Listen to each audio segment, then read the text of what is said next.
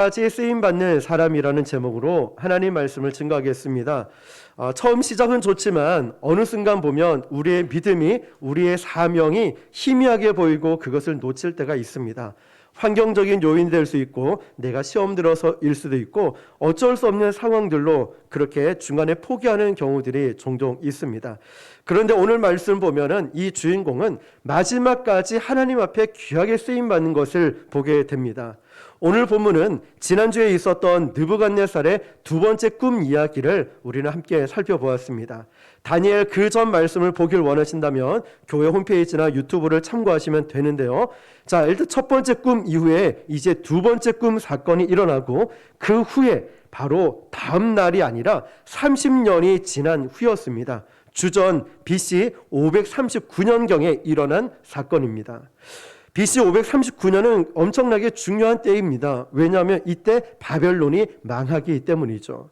학자들은 주전 539년 약 10월 달경에 이 술잔치가 벌어졌다고 추정을 합니다. 먼저 여기서 언급되는 벨사살 왕이라는 인물에 대해서 우리가 좀 알아볼 필요가 있는데요. 어제 밤늦게 새벽까지 말씀을 연구하고 준비하면서 굉장히 고민을 많이 했습니다. 이 설교 시간에 이것까지 다루면은 아마 많은 분들이 조금 어렵고 힘들어 하겠구나 싶어서 우리 이 조금 깊이 다루는 거는 우리가 다음 성경 공부하는 시간에 이런 사진과 지도를 보면서 함께 배우도록 하고요. 자, 오늘 그 부분은 약간 패스하고 좀 다른 부분을 좀 살펴보겠습니다. 느부갓네살은 이제 죽었습니다. 그런데 죽고 나서 7년 동안 왕이 무려 4번이나 바뀌게 됩니다. 이런 정변을 통해서 마지막에 들어선 왕이 누구냐면 오늘 본문에 나오는 나부니두스라는 왕입니다. 나부니두스. 이 사람은 그래도 27년 동안 왕위를 계승해서 왕의 위에 있었는데, 그런데 문제는 이 사람이 왕위에 올랐을 때쯤 바벨론은 점점점 쇠락해 가고 점점점 망해가고 있던 시점이었어요. 이 사람 나부니두스는 재위 기간 동안 27년 대부분을 전쟁터에서 보냈습니다. 그런데 느부갓네살 같은 경우는 정복을 했거든요. 땅을 정복했기 때문에 얼마나 기뻤고 얼마나 힘이 났겠습니까? 땅을 정복했으니까요. 그리고 느부갓네살은 교만의 극치를 달리면서 내가 내 능력으로, 내 권세로 이러면서 하늘을 우러러보기보다는 위에서 아래로 보는 사람이었는데, 이제 두 번째 꿈을 통해서 징계를 받고 나서 그의 시선이 위를 바라보면서 지극히 높으신 하나님을 바라보게 되었다라고 했죠. 자, 여러분, 그런데 지금 나부니두스라는 이 사람은 새로 일어나는 페르시아군에 의해서 나라가 점점점 이제 기울어가고 망해가는 시점에 전쟁을 치르긴 치르는데 정복 전쟁이 아니라 방어 전쟁을 치르게 됩니다. 그리고 우리가 또 알아야 될 게 뭐냐면은 느부갓네살 때부터 여기까지 보면 그래도 느부갓네살은 이런 정통 있는 가문의 사람이었는데 지금 나부니두스 때는 느부갓네살 직계가 아니거든요. 그러니까 나부니두스는 명분이 필요해요. 우리도 이런 혈통이다, 이런 정통성이 있다라는 이게 필요한 거예요. 그래서 느부갓네살은 내 딸을 아내로 삼습니다. 우리 쉽게 예를 들면 열왕기상 우리 공부할 때 솔로몬을 배웠습니다. 이 솔로몬 때를 보면은 솔로몬이 왕위에 오르자마자 1장에 보면 제일 먼저 한 게 뭐냐면은 그 솔로몬이 바로의 딸, 애굽 왕의 딸을 자기 아내로 삼으면서 솔로몬은 이 전략적인 결혼을 하게 됩니다. 그러면서 점점 하나님이 원하시는 빛깔이 아니라 애굽, 세상이 원하는 빛깔로 가는 것을 우리는 보게 됩니다. 마찬가지로 느부갓네살이 지금 너 나의 사위를 하자, 내 딸을 줄게, 이게 아니라 자기가 그냥 전략적 결혼을 위해서 느부갓네살의 딸과 결혼을 한 거죠. 그래서 자기와 자기 아들을 항상 우리는 느부갓네살의 후예입니다 라고 주장을 했는데 실제로 역사를 잘 살펴보면 그게 아니라는 거죠. 가문이 다른 이유 중에 하나가 느부갓네살 가문은 바벨론의 마루둑이라는 신을 섬겼는데 이 사람은 다른 신을 섬겼다는 거죠. 그런데 왕들이 웃긴 게 뭐냐면은 성경을 우리가 딱 보면은 자기가 신이라고 막 자기 스스로 높인 사람들 보면은 자기 이름 옆에 마루둑, 신의 이름을 같이 써놓습니다. 아벨 마루둑, 라바시 마루둑, 이런 식으로. 그런데 이 신들은 자기 이름을 막 자기 이름과 신 이름을 같이 넣어가지고 대단하다라는 걸 과시하고 싶지만 결국 1년, 2년 지나지 않아 모두가 암살당한 걸 보게 됩니다. 자, 나부니두스는 이처럼 다른 신을 섬겼다는 거죠. 그리고 나부니두스나 벨사살은 정통성이 없다 보니까 사람들이, 백성들이 이 왕들을 신뢰하지 않는 거예요. 정치를 잘 못하고 나라를 잘 다스리지 못하는 거예요. 백성들의 마음이 점점 나부니두스에게서 점점 멀어지고 떠나게 하기 시작합니다.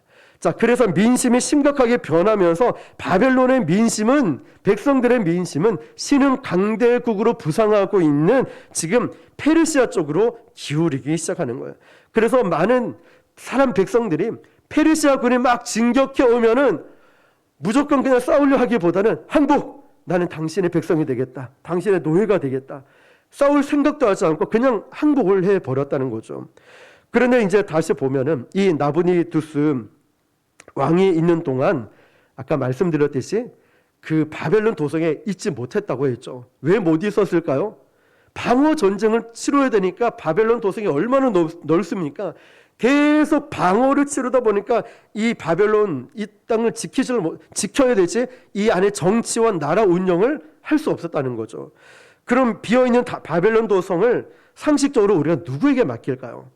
예를 들어 지금 우리나라에 대통령이 없다, 국방부 장관이 없다, 뭐 이런 식으로 하면 그러면 이 나라를 누구에게 맡길까? 이 당시를 보면은 그래도 제일 믿을 만한 사람이 아들이었다는 거예요. 그 나부니두스 아들의 이름이 뭐냐면 오늘 본문에 나오는 벨사살이라는 이름이에요. 그러니까 벨사살이 아버지가 밖에서 열심히 전쟁을 치르고 방어 전쟁을 치르고 있는 동안에 이 나라의 도성의 책임자로서 왕위에 오르게 됩니다. 그러면 이 시점에서 서열을 한번 정리해 볼게요. 서열 1위가 누굴까요? 나부니두스면 서열 2위는 벨사살, 서열 3위는 지금은 비어 있습니다.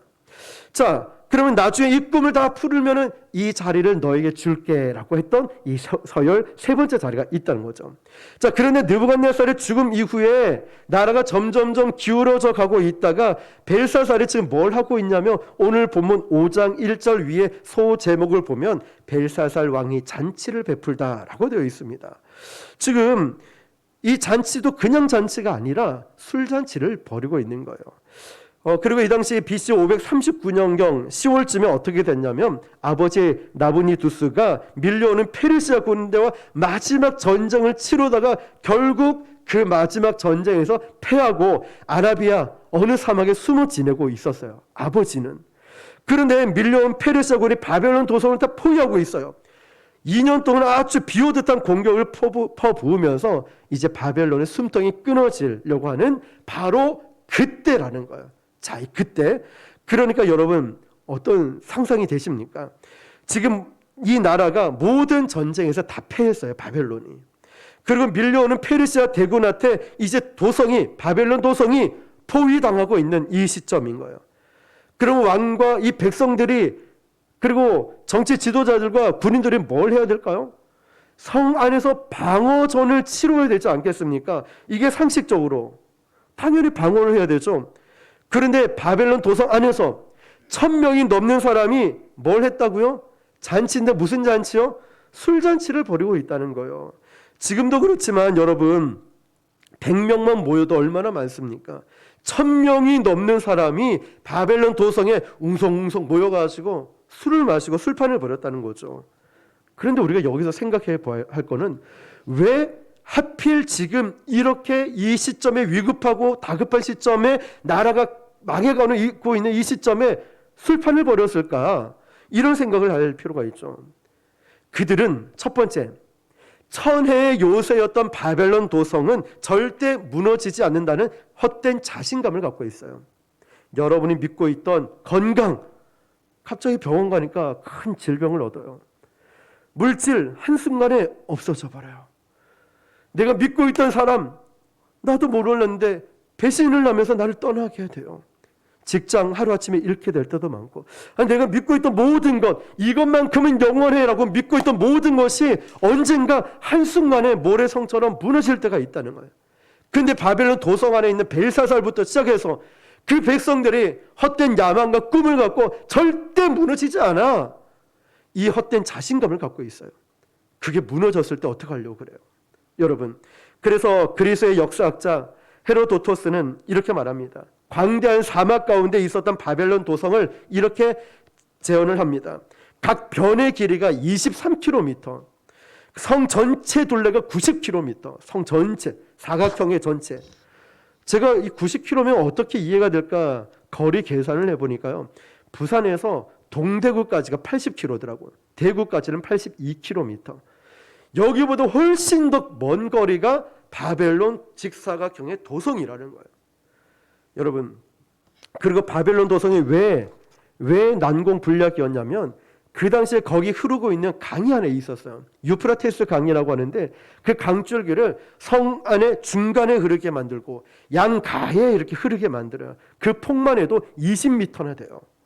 그러니까 이 웬만한 적군은 아예 엄두도 할 수 없는 곳이었죠. 그리고 성벽은 세 겹으로 되어 있어서요. 진흙으로 아주 튼튼하게 만든 이 두꺼운 벽은 첫 번째 폭은 3.7m. 그러니까 여기서 저기까지 되는 폭이 얼마나 넓은지. 그리고 두 번째 성벽은 6.5m. 그래서 그 역사학자들을 보면 이걸 어떻게 표현하냐면 네 마리의 말이 양쪽으로 다녀도 가운데 공간이 남을 정도로 이만큼 네 필의 말이 양쪽으로 다녀도 될 만큼의 엄청 넓은 이 성벽이 그 위에 도로처럼 나 있다는 거죠. 그러니까 지금 적군이 아무리 첫 번째 이 성벽을 뚫고 넘어와도 두 번째 더 높은 곳에서 공격을 해버리면 넘어올 수가 없는 거예요. 자, 그러니까 뿐만 아니라 공격 방어용 타워가 중간 곳곳에 있고 청동문으로 100개가 설치가 되어 있습니다. 이 천혜의 요소 바벨론 성은 한 번도 무너지거나 공격받은 적도 없다는 거죠. 이 천혜의 요새를 바로 지금의 전성기를 누르고 있는 페르시아 왕 고레스가 이제 뚫어버렸다는 거죠. 천혜의 요소 아무리 포위해도 이 바벨론 도성에는 20년을 먹고 살 수 있는 식량이 비축되어 있답니다. 사막 한가운데이기 때문에 아무리 사람들이 적군이 공격해와도 1년을 버티지 못하는 곳인데 말이죠. 그러니까 이런 헛된 자신감이 세상으로 보이는 이 자신감 때문에 바벨론 신이 자기를 지켜줄 거라는 이런 헛된 자신감이 있었어요. 여러분은 헛된 이 자신감이 뭡니까? 물질이에요? 건강입니까? 사람입니까? 직장이에요? 갖고 있는 어떤 스펙이나 여러분이 누리고 있는 모든 것 그것이 영원할 거라고 믿고 있습니까? 그게 영원할 거라고 꽉 쥐고 있습니까? 이 바벨론 사람들 벨사살을 한번 보십시오. 궁지에 몰리는데 인정하지 않아요. 회개하지 않아요. 끝까지 믿는 구석이 있다는 거예요. 내가 여기 아니면 딴 데 가면 되지. 내가 이거 안 하면 다른 거 하면 되지. 하나님의 주신 사명은 어쩌고 자꾸만 자기 방법으로 찾아 나서는 거죠. 바벨론인들이 믿었던 성벽처럼 우리가 믿고 있는 돈이라든지 인맥, 권력들이 있습니다. 최후의 순간에 모래성처럼 무너질 수가 있다는 거예요. 또 한 가지는 왜 무모한 이 술잔치를 하필 이 시점에 벌였냐면은 동요하고 있는 민심들을 안정시키려고 하는 정치 쇼를 하고 있는 거예요. 우리나라는 망하지 않을 거야. 근데 어떤 백성들을 보니까 페르시아 군한테 우리 죽을지도 몰라. 지금 공격해서 우리나라는 바벨론 도성은 무너질 거야. 이런 민심이 술렁이고 있는 거예요. 그러니까 벨사살이 아니야. 지금 무슨 말하는 거야. 오히려 귀족들과 군사령관을 다 모아놓고 술잔치를 쫙 벌리면서 쇼를 하는 거예요. 잘 봐. 나라가 위험한데 왜 저 귀족들이 와서 술잔치를 하겠냐. 잘 봐. 왜 군사령관이 여기 와서 이렇게 술판을 벌리고 술 마시게 있겠냐. 잘 봐. 우리나라는 망하지 않아. 우리 인생이 망해가고 쓰러져가고 있는데 끝까지 고집 부리는 사람들이 있지 않습니까? 고집말이요. 사업이 망해가는데 그래도 가오가 있지 이러면서 외제차 몰고 다니고 명품 사고 이러다가 너무나 힘들게 어려움을 겪는 것 말이죠. 여기에 초대한 이 1000명의 VIP들은 아마 바벨론의 최고의 재벌과 정치가들, 권력가들이었습니다. 그런데 아무도 벨사살 왕에게 직언하는 사람이 없어요. 왕이시오, 지금 이러면 안 됩니다. 이럴 때가 아닙니다. 이런 직언해 주는 사람이 없어요. 우리에게 그런 말 해주는 걸 감사하게 여겨야 되는데 그래야 내가 고치고 변화가 있는데 아무도 벨사살 왕에게는 그렇게 말해주는 사람이 없었어요. 왜 말을 못해줬을까요?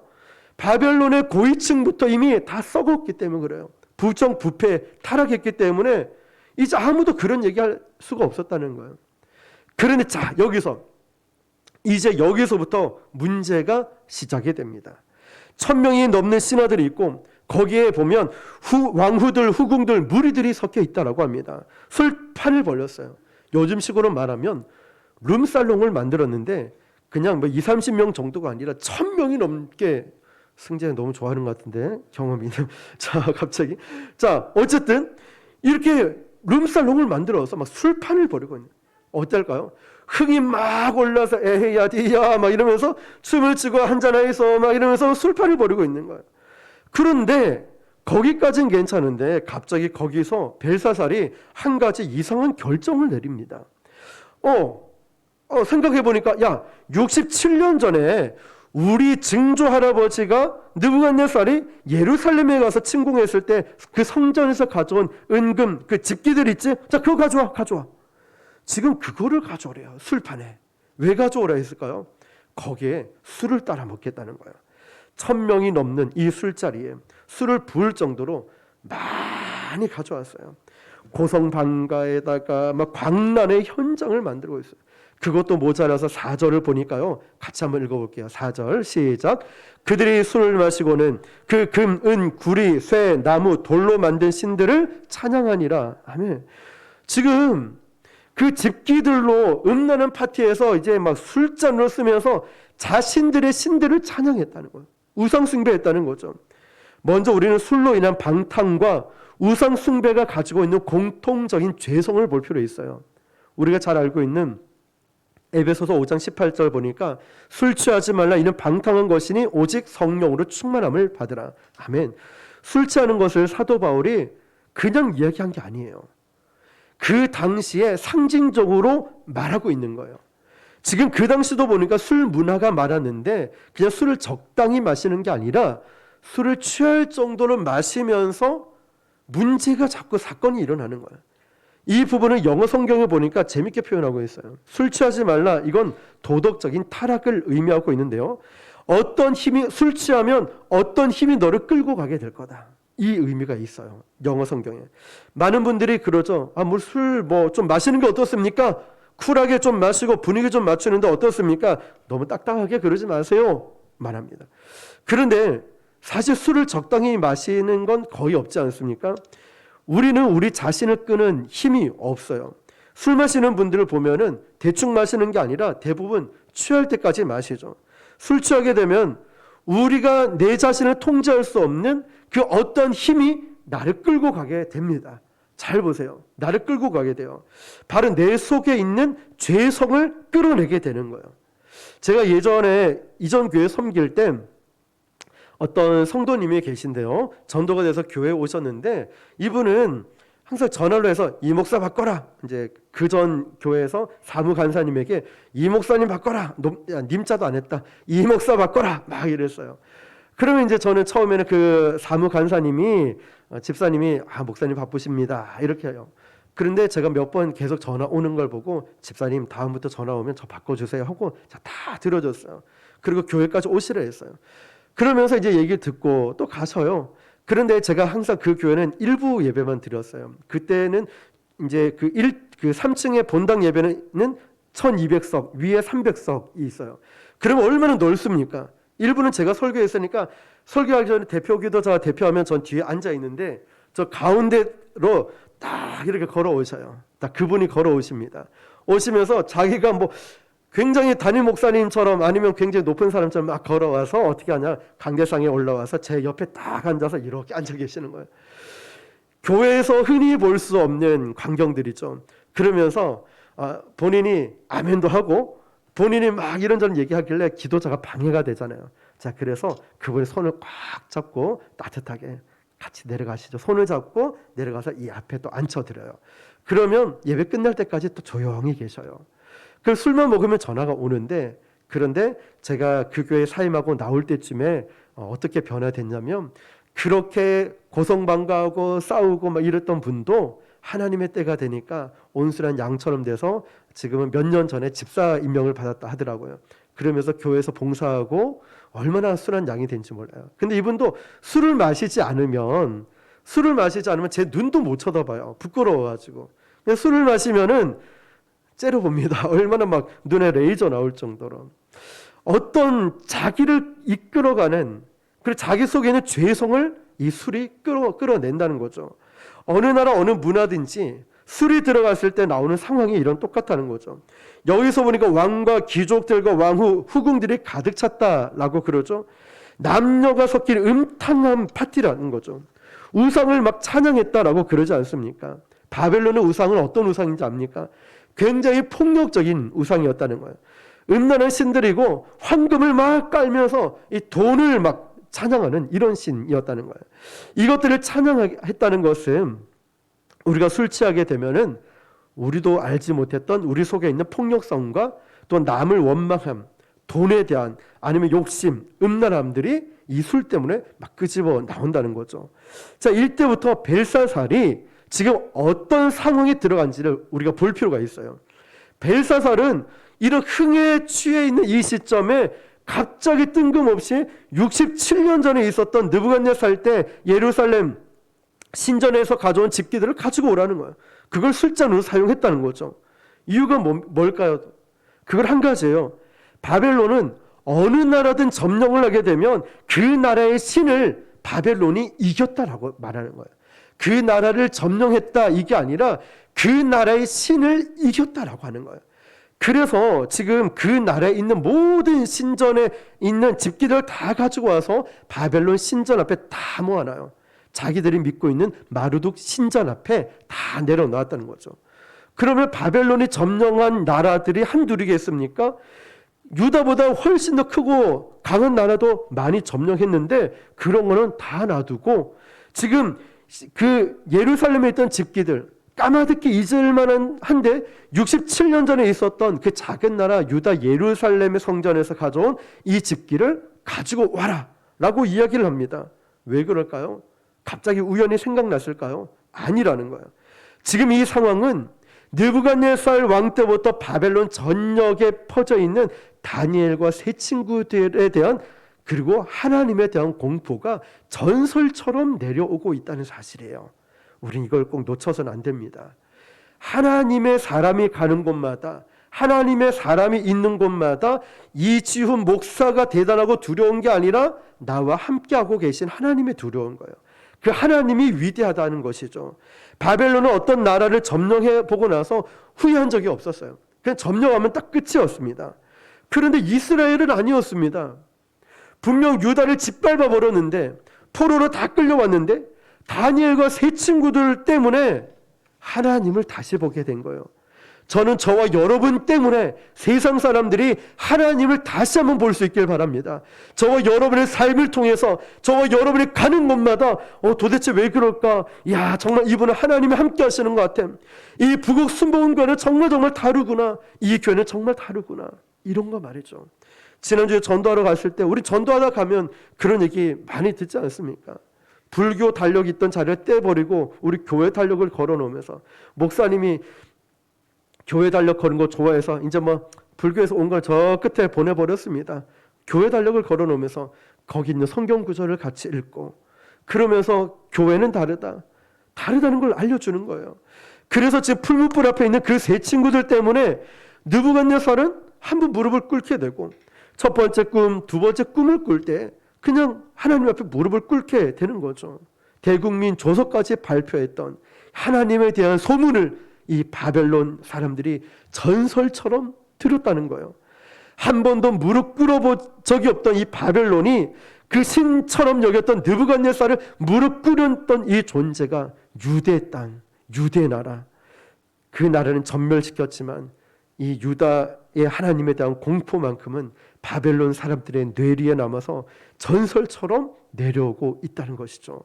여러분, 벨사살이 아무리 철없는 왕이었지만 아까 말씀드린 대로 벨사살은 지금 느부갓네살의 직계가 아니거든요. 정통성이 없어요. 그런 상황에서 지금 느부갓네살의 자손이라는 이름을 빌렸지만 항상 마음속에 어떤 생각을 하고 있을까요? 기회만 딱 있으면, 기회만 딱 잡으면은 느부갓네살보다 내가 위대하다는 걸 보여줘야지. 나는 정통성이 없지만, 나는 뒤에서 숨어 있지만 내가 느부갓네살보다 훨씬 더 대단한 왕이라는 걸 보여줘야지. 벨사살 마음이 그 마음이 있었던 거예요. 그러니까 딱 생각이 든 거예요.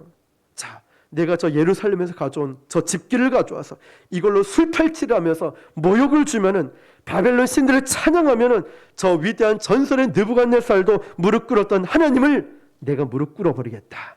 내가 하나님 위에 있다. 이거를 알려주기 위해서라는 거죠. 느부갓네살보다 더 제왕적인 카리스마를 이 국민들에게 보여주고, 국민들은 나를 우러러보겠지라는 마음이죠. 그래서 지금 페르시아 군에 대해서 왕국이 멸망해 가니까 민심이 지금 이렇게 막 이렇게 변하고 있는 거예요. 그래서 이 위기를 다시 한번 반전시키고자 벨사살이 계략을 꾸미고 있는 거죠. 근데 너무나 바보 같은 생각을 합니다. 이 무모한 아이디어 때문에 결코 심판이 그들 앞에 있는 걸 보게 됩니다. 5절 말씀을 볼게요. 5절 말씀은 첫 부분에 뭐라고 기록되어 있는가요? 단어만 볼까요? 시작. 그때. 자, 그때를 보십시오. 벨사살이 지금 나는 위대해, 느부갓네살 할아버지도 꼼짝 못했는데 여호와 하나님 아무것도 아니네, 이 교만이 극치를 달리고 있고 막 흥이 올라서 에헤야디야 술을 마시면서 띵가띵가 이러면서 하나님 아무것도 아니야, 하나님은 살아계시지 않아, 우리 신이 더 대단하고 내가 더 위대해 라고 말하는 그때에 어떤 일이 일어납니까? 우리 같이 5절입니다. 다시요. 시작. 그때 사람의 손가락들이 나타나서 왕궁 촛대 맞은편 석회벽에 글자를 쓰는데 왕이 그 글자 쓰는 손가락을 본치라. 아멘. 글씨가 이 석회석을 꽝꽝 때리면서 써지는 거예요. 그런데 상상하기 싫은 하나님의 손가락이 보이는 거예요. 여러분, 바벨론의 왕국의 석회벽은요, 주로 어떤 때에 사용을 했냐면, 이집트나 바벨론은 자기들의 업적을 나타내기 위해서 그림이나 상형 문자를 기록할 때 이 석회벽에 기록을 했다는 거예요. 그런데 하나님의 손가락에 그 위를 덮어버리면서 글씨를 써버렸다는 거죠. 여러분, 우리가 화이트보드에도 글씨를 쓰려고 하면은 뭐부터 하는지 아십니까? 뭐가 글씨가 있으면 지워야죠. 지우개로 지워야 되죠. 하나님이 일단 니네들이 잘났다라고 말하는 업적들, 대단한 걸 써고 그림이나 상형 문자로 되어 있는 거를 하나님이 조용히 다 지워버렸어요. 벽을 하얗게. 웃기고 있네. 야, 이게 뭐야? 이게 뭐가 대단해? 야, 아무것도 아니야. 이거 아무것도 아니야. 다 하시는. 내가 하나님, 제가 이 봉사도 했고요, 제가 교회 건축할 때 헌금을 얼마큼 했고요, 제 봉사도 하고 제가 일도 하고요, 제가 얼마나 많이 한지 아십니까? 하나님 앞에 자꾸 우리를 내세우는 거예요. 하나님은 그거 아니야. 내가 너에게 힘을 주고 지혜를 주고 내가 너를 사용한 것이지, 하나님은 우리는 자꾸만 하나님 앞에서 나를 드러내려고 그래요. 내가 뭘 했는데, 내가. 느부갓네살 왕이 그랬잖아요. 내 힘으로, 내 권력으로 내가 이 모든 것을 만들었다 이러면서 첫 번째 꿈을 꿀 때에 다니엘이 머리만 금이었는데 나머지는 은동 철이었는데도 전체를 황금으로 덮어버리지 않습니까? 그 교만함의 극치 말이죠.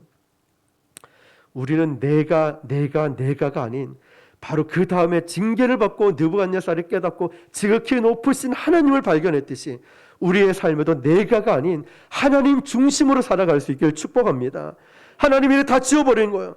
이 장면이 얼마나 통쾌합니까? 바벨론은 지금 내 업적을 자랑하고 싶은데 하나님은 거기에 글을 써버리셨어요. 너희들의 역사 어이가 없구나. 다 지워버리는 거예요. 하나님을 싹 지워버리셨어요. 어떤 바벨론의 업적이든 하나님 앞에서는 중요한 게 아니었어요. 거기다 글씨를 쓰시는 거예요.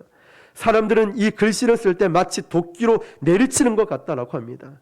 벨사살 왕이 보니까 어떻게 됐냐? 6절입니다. 시작. 이에 왕이 즐기던 얼굴빛이 변하고 그의 생각이 번민하여 넓적다리가 마디가 녹는 듯하고 그의 무릎이 서로 부딪힌지라. 아멘. 여러분, 이 상황이 어떤 건지 아십니까? 일단은 넓적다리가 부딪혔다는 거는 우리가 개다리 춤을 출 때 막 그렇게 하잖아요. 지금 벨사살 왕이 하나님의 임재를 경험하고 하나님이 계시다는 걸 딱 느끼는 순간 첫 번째, 술이 확 깨버렸어요. 우리가 저는 안 해봤지만 음주운전 하다가 앞에 경찰에서 술이 확 깨서 막 돌아가지 않습니까? 큰일 났다 막. 등골이 오싹하지 않습니까? 지금 느부갓네살이 지금 벨사살 왕이 하나님의 임재를 경험하는 순간 술이 확 깨버렸어요. 그리고 손가락은 사라졌는데 글씨가 남아있는데 이 벨사살 왕이 사시나무 떨듯이 다리 넓적다리가 막 부딪힐 정도 덜덜덜 떨고 있는 거예요. 떨고 있는 거예요. 이렇게. 얼마나 무서웠으면, 얼마나 두려웠으면은 사시나무 떨듯이 몸을 덜덜덜 떨고 있다는 거예요. 여러분, 추사 김정희의 글씨나 안평대군의 글씨를 보면은 이 명필을 보면은 마치 살아있는 글 같고 춤을 추는 것 같다라고 말을 합니다. 저도 검색해서 이걸 찾아봤습니다. 어제 한 번 더 찾아봤어요. 근데 글씨가 이 명필이요, 야, 이거는 컴퓨터로 써도 이까지 쓸 수 있을까 정도로 너무너무 글씨의 힘이 느껴져요. 수백 년이 지나도 그런 사람들이 쓴 글씨의 힘이 느껴지는데, 하물며 살아계신 하나님이 손가락으로 쓰신 이 글씨가 어떻겠습니까?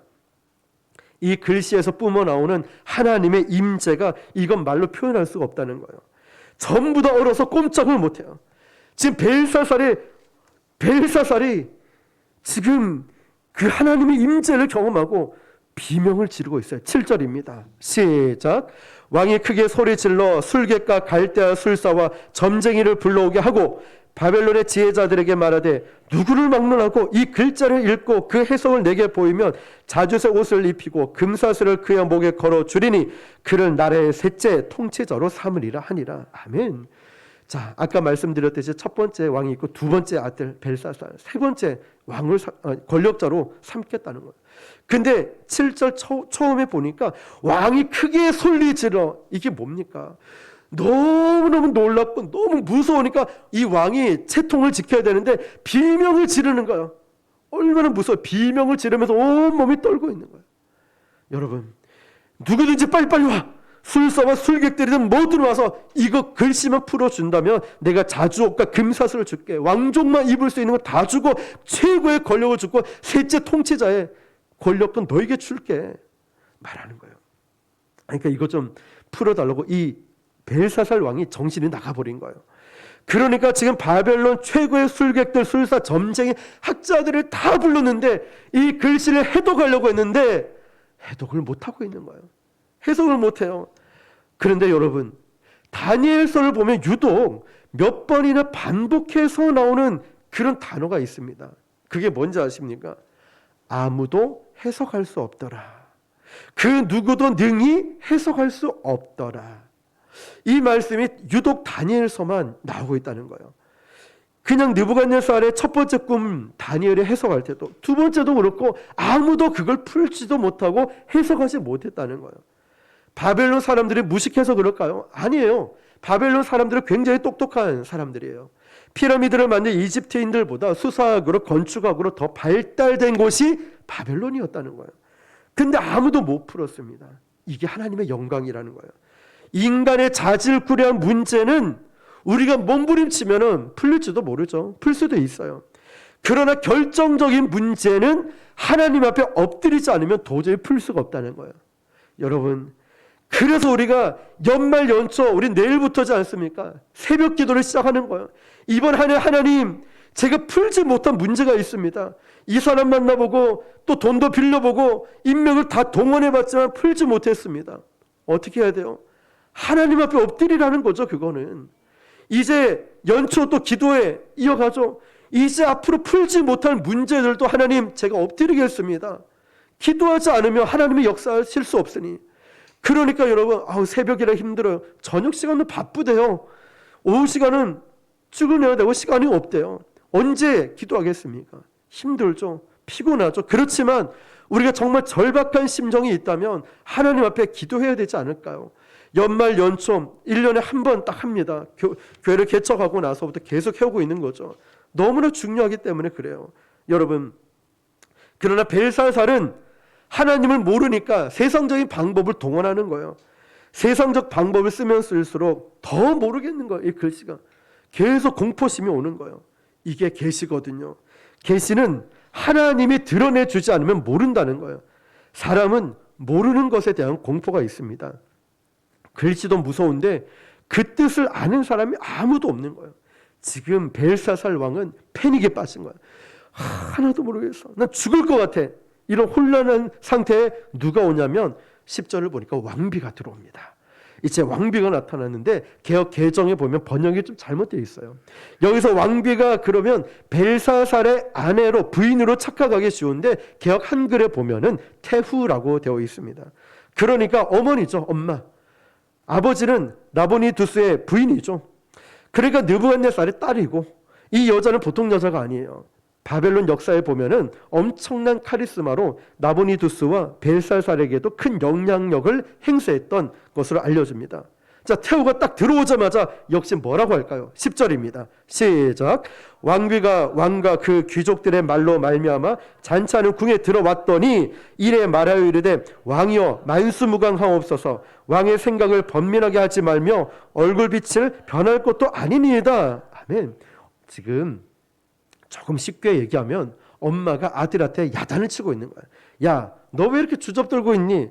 야, 정신 차려. 부하들 다 보고 있잖아. 신하들 다 보고 있는데 너 저 얼굴빛이 그게 뭐야? 정신 똑바로 차려. 자, 이러면서 11절에 이렇게 얘기합니다. 시작. 왕의 나라에 거룩한 신들이 이 영이 있는 사람이 있으니 곧 왕의 부친 때에 있던 자로서 명철과 총명과 지혜가 신들의 지혜와 같은 자니이다. 왕의 부친 느부갓네살 왕이 그를 세워 박수와 술객과 갈대와 술사와 점쟁이와 어른을 삼으셨으니 아멘. 지금 이 상황이 뭐냐면 의도적으로 이 이야기를 하는 이유가 뭐냐면요. 전 바벨론 사람들이 전설적으로 숭상했던 또 아버지 느부갓네살도 함부로 하지 못했던 그 사람 왜 너는 모르느냐라고 하는 거예요. 그 사람이 누굴까요? 다니엘이라는 거예요. 오늘 마지막까지 쓰임받았던 이 다니엘의 등장을 하게 됩니다. 야, 왜 너는 몰라? 그 어렵고 힘들 때마다 이 사람이 와서 문제를 해결해 줬는데 왜 너는 그걸 모르니? 라고 하는 거죠.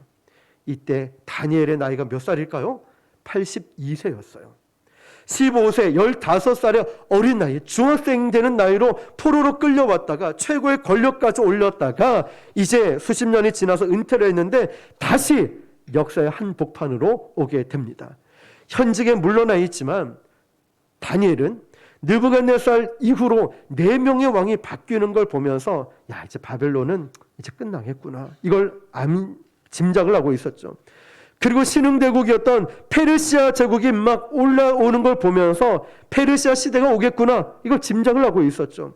페르시아 대군과 그걸 이끄는 고레스 왕이 얼마나 대단한 장군인지를 알고 있었다는 거죠. 포위된 이제 바벨론 도성은 이제 풍전등화처럼 이제 놓여져 있는데 지금 벨사살 왕이 뭘 하고 있습니까? 무모하게 술잔치를 벌이고 에이야디야 술 마시고 있었으니 얼마나 다니엘이 보기에 한심했겠습니까? 아마 다니엘은 그것을 보면서 하나님께 기도했을 거라 생각이 듭니다. 그런데 갑자기 왕궁에서 다니엘 일로 와봐. 호출을 한 거예요. 손가락 사건에 대해서 가는 길에 아마 들었을 거예요. 그래서 저는 이 장면을 생각해 보니까 딱 이거예요. 할아버지 된 노인이 82세, 80세가 넘어 할아버지가 꾸부정해가지고 이 왕궁에 딱 들어가는 순간, 파티장에 딱 들어가는 순간 어떤 광경이 딱 펼쳐졌을까? 여러분 한번 생각해 보십시오. 상상을 한번 해보십시오. 그 왕궁에 딱 들어가는 순간 다니엘은 피눈물을 쏟았을 것 같아요. 술잔치를 벌이는 건 내가 알았는데 그 인간들이 들고 있는 술잔이 뭡니까? 하나님 전에 쓰였던 집기들 아니에요. 하나님의 영광의 도구를 썼던 이 집기들을 보면서 술을 붓고 잔을 부딪히고 이런 걸 보면서 다니엘은 피눈물이 쏟아졌을 거예요. 저거 뭐야 저거? 지금 뭐 하고 있는 거야? 조국에서 포로로 끌려온 지 67년이 지났지만 한 번도 하나님의 이름을 땅에 떨어뜨려 본 적이 없던 이 다니엘 말이에요. 제사장만이 다룰 수 있는 여호와의 성전에 있어야 될 이 집기들을 그들이 들고 잔을 부딪히고 술을 마시고 있는 이 광경을 보면서 다니엘은 피눈물이 쏟아졌을 거예요. 수십 년 포로 생활하면서 저 무섭디 무서운 느부갓네살 왕 앞에서도 내가 하나님의 이름을 땅에 떨어뜨리지 않으려고 내가 목숨을 불살랐는데 다니엘은 지금 저 인간 같지도 않은 사람들이 지들끼리 술을 마시고 잔을 부딪히는 걸 보면서 얼마나 피눈물을 쏟았을까? 그 심정이 이해가 되십니까? 하나님의 사람으로 부르심을 받는 저와 여러분이 믿음으로 살아가야 되고 서로 사랑으로 하나 되어야 될 우리가 같은 믿는 사람끼리 싸우고 있으니 믿는 사람들끼리 엉뚱한 일을 하고 믿음 없는 것처럼 행동하고 있으니 하나님의 나라를 세워가고 복음을 전해야 될 우리들이 엉뚱한 일로, 작은 건 일로 싸우고 엉뚱한 일을 마음을 쏟고 있다니, 교회 건축을 하거나 아니면 세상적인 유혹에 그런 것에 우리의 몸과 마음을 다 쏟아붓고 있을 때 우리를 바라보는 그 주님의 마음이 어떨까요? 순간 다니엘은 직감했습니다. 이제 끝났구나. 더 이상 이 폐역한 제국을 가만두면 안 되겠구나. 또 그 사람들은 다니엘을 보는 순간 우리 영화의 한 장면처럼 딱 멈춰서 경직이 됐을 것 같아요. 우리가 중국이나 어디 베트남이나 미국이나 어디 가서 어마어마무시한 이런 광경을 보면은 사람들이, 저는 잘 모르겠는데 안 가봐서요, 보는 순간 입이 쫙 벌려져서 아름답다, 위대하다 이 말도 못한대요.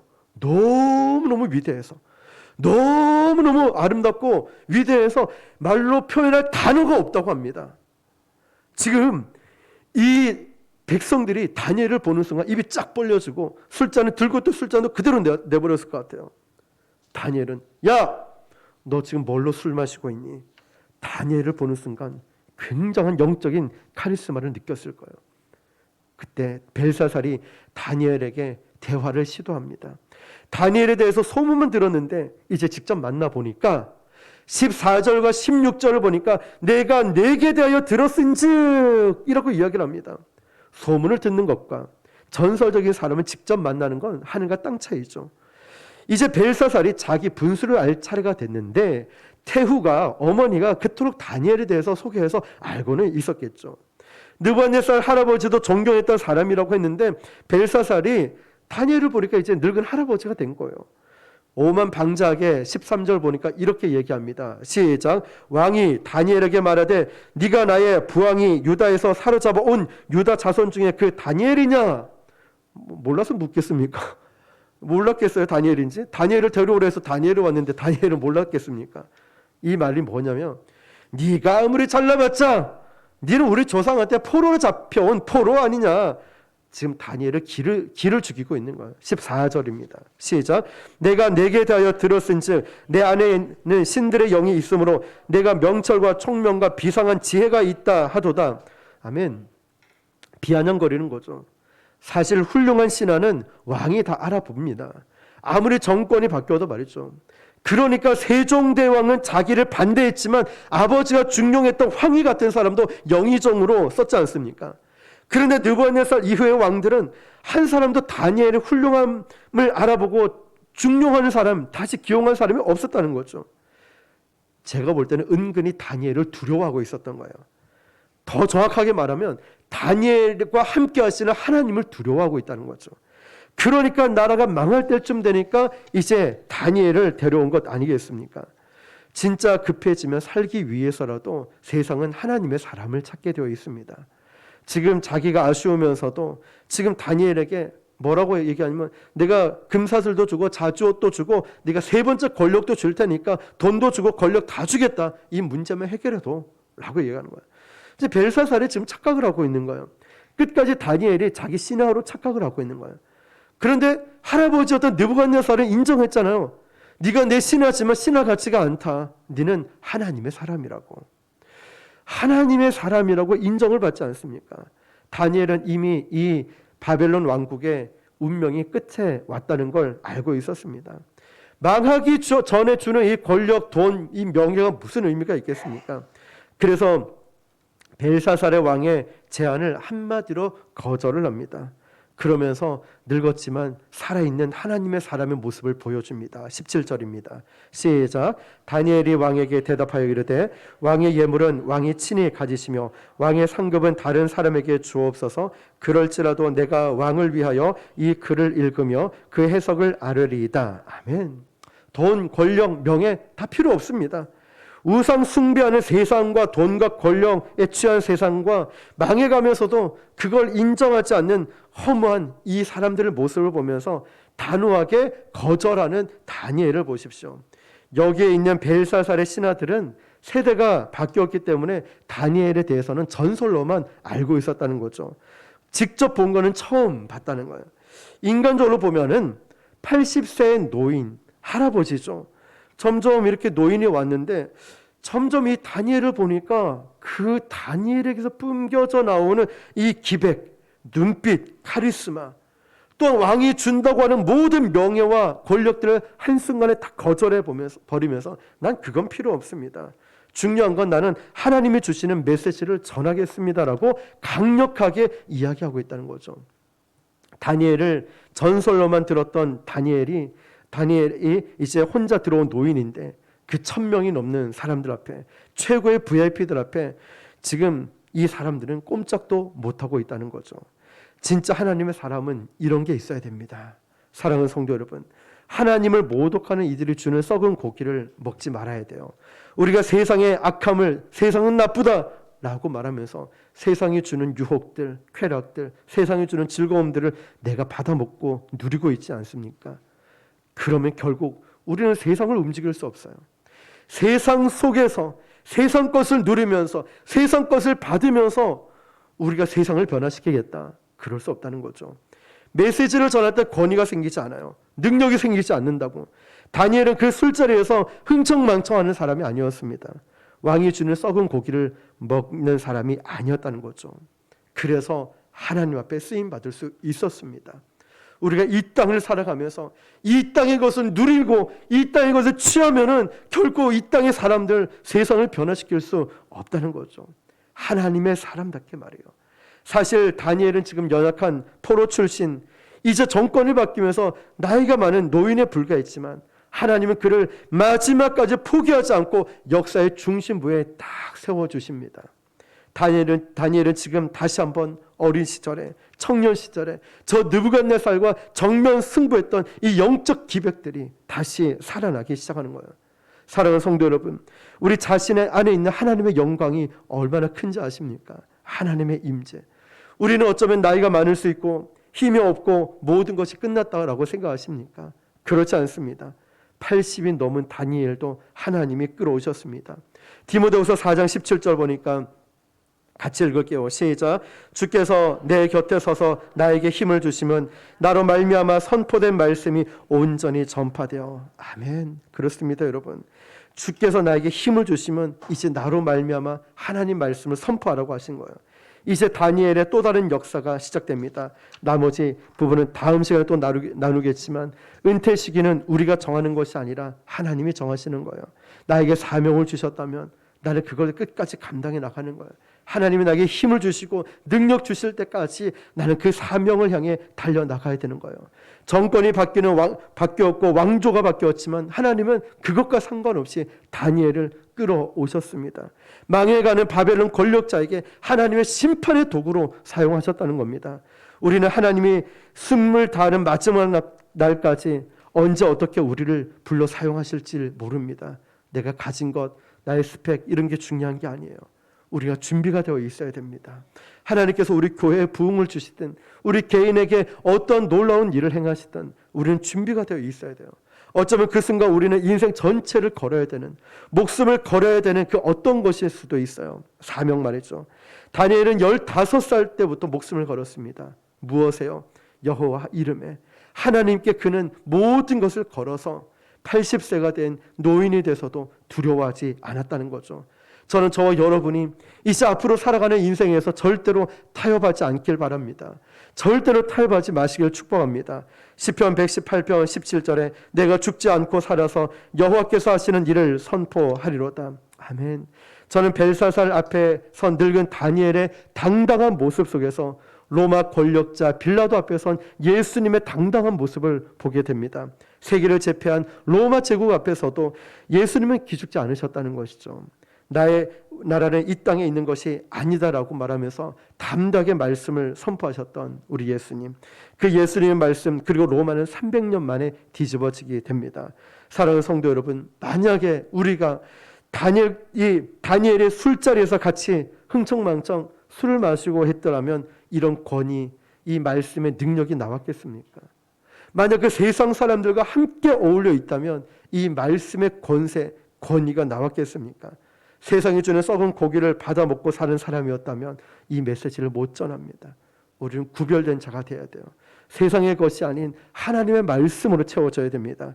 마지막 늙은 80세 된 노인이 돼서까지도 이 마지막까지 다니엘은 쓰임 받았던 것처럼, 시대를 깨우는 다니엘이 되었던 것처럼, 이제 2021년도를 마무리하는 이 시점에 이 시대의 다니엘이 되시고 2022년도를 시작할 이때 우리도 이 시대를 깨우는 다니엘처럼 이 시대의 다니엘이 되는 저와 여러분 되시기를 주님의 이름으로 축원합니다. 기도하겠습니다.